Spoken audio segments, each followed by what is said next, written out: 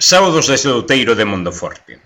Das preto de 100 e medio de árbores recollidas no catálogo de árbores senlleiras, tan só 4 están na comarca de A Mariña, algo menos do 3%. Non está mala a proporción, aínda que se queda un pouco baixa se pensamos que o territorio mariñán representa o 5,61% da extensión de Galiza.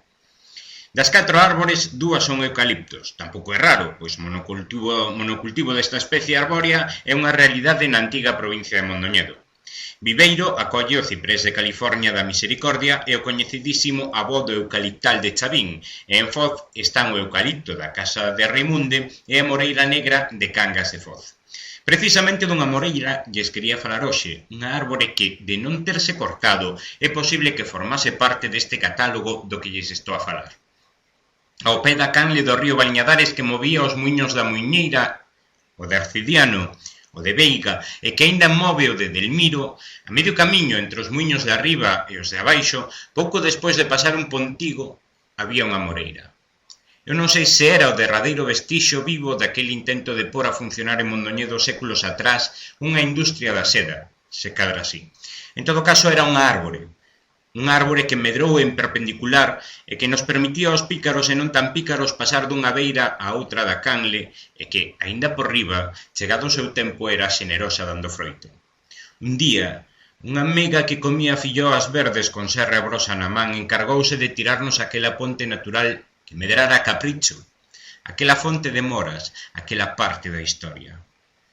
Mentras estaba cortando hai agora uns 25 anos, iniciei unha protesta, incluso chamei a policía ou a Garda Civil, xa non lembro.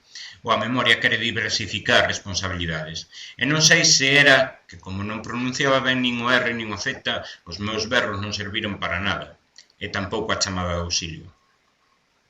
Subindo pola rúa San Roque, en Mondoñedo, pouco despois de pasar a capela do santo que lle dá nome á rúa, á altura do desvío do Camiño do Mouro había uns castiñeiros. No outono enchían toda a rúa de follas e de ourizos e castañas.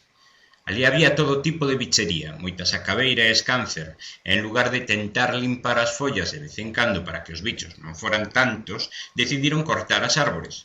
Isto lembra a idea dun presidente norteamericano que, para rematar cos incendios forestais, propuxo acabar coas árbores. Pois na rúa San Roque de Mondoñedo, hai uns 30 anos, acabaron co problema de raíz. Agora a rúa non ten follas, nin ourizos, nin castañas, nin sacabeiras, nin escánceres, pero tampouco ten muro, caeu ao pouco de tronzar os troncos, e ten bastante menos vida. De feito, nesa rúa hai moitas casas caendo. Un claro exemplo de que se acabamos coas árbores, acabamos tamén con nós mesmos. Bo día.